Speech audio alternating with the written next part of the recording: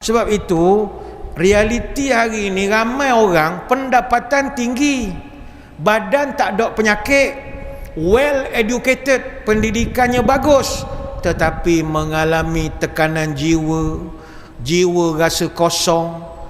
Sekarang penyakit orang moden ada 4, walaupun dia tak ada kencing manis, darah tinggi, penyakit-penyakit lain, dia ada 4 pula bala baru.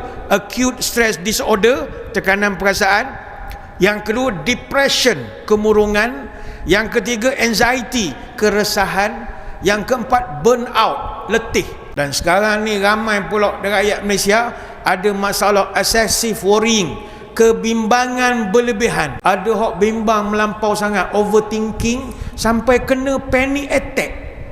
Tuan-tuan, kita umur sekarang tak pernah dengar ada penyakit panic attack ni. Sekarang ni budak-budak dah ada penyakit panic attack. Ada yang kena GAD, Generalized Anxiety Disorder, keresahan menyeluruh, sampai kena makan ubat.